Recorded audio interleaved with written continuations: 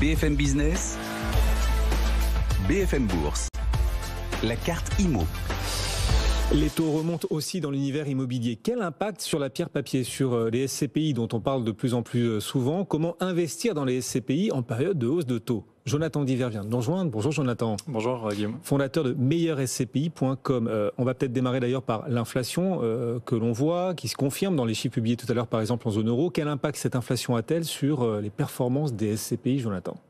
Voilà, on voit que les prix augmentent, très forte hausse. Ce qu'il faut avoir en tête, c'est que finalement, si les prix augmentent, il faut avoir conscience que son patrimoine s'érode, en fait. Et il s'érode de façon significative. Donc, pour pouvoir finalement protéger son pouvoir d'achat et son épargne, il est important, si on a finalement des objectifs et qu'on est capable de prendre un petit peu de risque, de privilégier des rendements un petit peu plus attractifs comme les SCPI de rendement, par exemple, parce qu'en 2021, on était à peu près un peu plus de 5% de performance globale en tenant compte de la revalorisation. Les SCPI de rendement, parce qu'il y a plusieurs catégories de SCPI, voilà. Les SCPI fiscales, etc. Et les SCPI de rendement, voilà. Vous dites, dans cet univers, il faut privilégier face à l'inflation plutôt celle de rendement. Voilà, principalement celle de rendement, parce qu'elles sont finalement, les loyers des entreprises sont indexés et permettent une certaine protection. Et on voit que finalement, on arrive à peu près à 5% de performance sur 2021. 2022, on sera à peu près à ce niveau-là aussi. Mais il ne faut pas regarder bien évidemment que la performance. Et pas regarder que l'inflation, regardez aussi les hausses de taux. Qui dit remontée de taux, dit aussi autre impact à attendre sur le marché des SCPI pour ceux qui veulent y investir?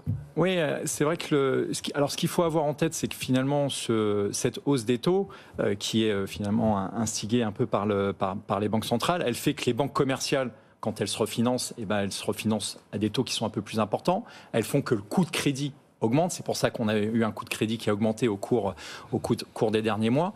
Ce coût de crédit qui augmente, il fait que vous allez pouvoir moins emprunter quelque part. Le coût de crédit augmente, il est plus cher. Il fait que votre taux de rendement interne sur l'opération immobilière est plus important. Si c'est plus important, finalement, il faut se dire qu'il va y avoir peut-être une légère correction. L'intérêt des SCPI, c'est qu'elles sont des equity players. Ça veut dire quoi? Ça veut dire que vous détenez un immeuble de bureau, Guillaume. Vous avez en face de vous des acheteurs, dont les SCPI. Les SCPI, elles vont arriver, elles ne vont pas mettre de conditions de financement. Donc, elles vont pouvoir acheter, finalement, cash l'immeuble. Donc, ça va permettre... Mais parce que les SCPI achètent rarement à crédit, on le précise. Elles achètent très, très rarement à crédit. Et ce qui va faire que, comme on l'a vécu en 2008, les SCPI, elles ont acheté beaucoup d'actifs dans des très bonnes conditions.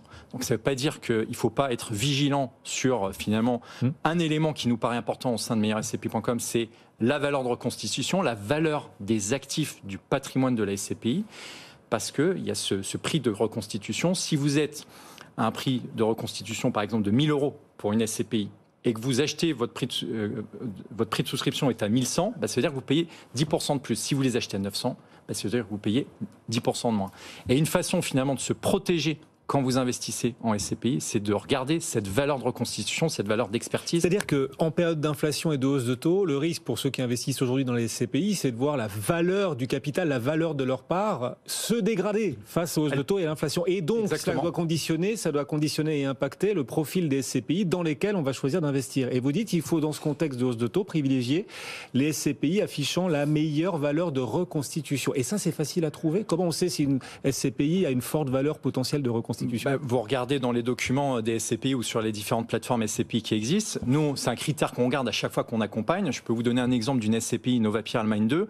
On a un prix de souscription qui est à 260 euros pour une valeur de reconstitution de 288. Donc vous voyez que vous payez presque 10% moins cher le prix de la part. Et finalement, c'est une façon de se protéger sur une éventuelle baisse jusqu'à presque 10%. Vous voyez.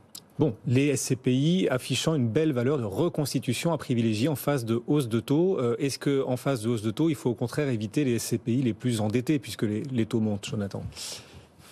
Alors, c'est comme toujours, c'est pas blanc, c'est pas noir, c'est gris. Il faut essayer de regarder. Il faut savoir que déjà, les SCPI, elles investissent peu à crédit. Mais pour celles qui sont endettées, le taux moyen d'endettement des SCPI, c'est 15%. Je vous prends un exemple d'une SCPI Cap Foncière et Territoire. Un endettement de 11%. Cette SCPI, elle a toujours distribué plus de 5% depuis sa création, depuis plus de 8 ans, sans tenir compte de la revalorisation, parce que cette SCPI s'est revalorisée. 100% de ses emprunts sont à taux fixe. Le fait que je sois sur une SCPI qui a 11% de taux d'endettement avec avec 100% de mes crédits qui sont à taux fixe, finalement, c'est presque bénéfique aujourd'hui dans le contexte actuel. Donc, c'est un élément supplémentaire à regarder, de bien regarder finalement quelle est la nature de l'endettement de ma SCPI. Bon, et en période instable se pose aussi la question de la liquidité des SCPI.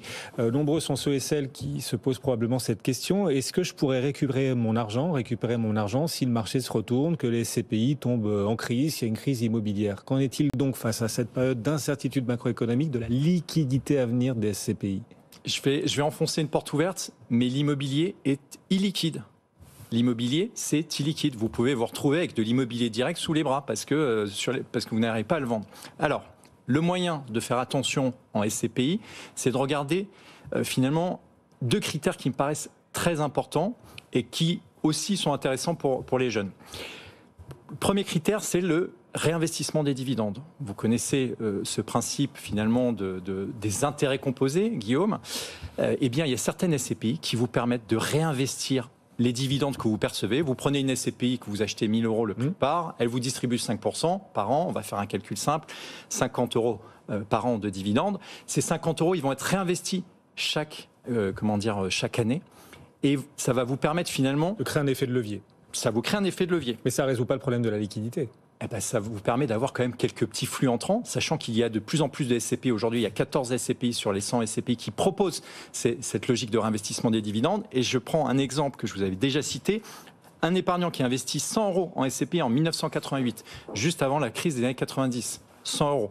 Cet épargnant qui a tout réinvesti, trimestre après trimestre, eh ben, en 2018, il est sorti avec plus de 560 €. Il a multiplié par 5 son capital net de fiscalité. Donc vous voyez que finalement, cette logique d'intérêt composé et de réinvestissement des dividendes, elle fait qu'il y a des petits flux qui reviennent et elle permet d'améliorer la liquidité. Bon, c'est un truc, une astuce supplémentaire pour ceux qui veulent investir en SCPI dans ces temps troublés d'incertitude. Pour revenir à cette question de la liquidité quand même, est-ce qu'on a moyen de savoir, avant d'investir dans une SCPI, si elle est plus ou moins liquide, si je pourrais revendre mes parts quand je voudrais, si jamais je veux changer d'idée plus tard?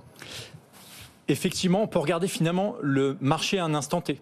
Se dire, est-ce que aujourd'hui, ma SCPI est finalement liquide ou pas? Il faut regarder le critère des parts en attente de cession. Si vous regardez ce critère-là, qu'on regarde bien évidemment de façon trimestrielle, eh ben vous allez pouvoir voir si votre SCPI a un problème ou pas de liquidité. Aujourd'hui, sur le marché, on a un peu plus d'une centaine de SCPI. Il y a 3-4 SCPI qui ont des problèmes de liquidité, mais qui ne sont pas très long terme. Donc regardez les parts en attente de cession, et là aussi l'information est disponible facilement.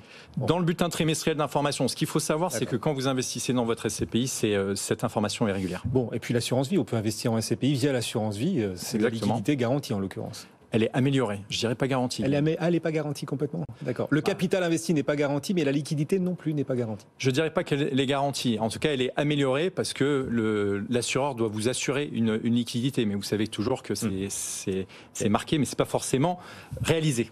Jonathan Diver, le fondateur de meilleurscpi.com avec nous. Merci Jonathan d'être passé nous voir. Merci Guillaume.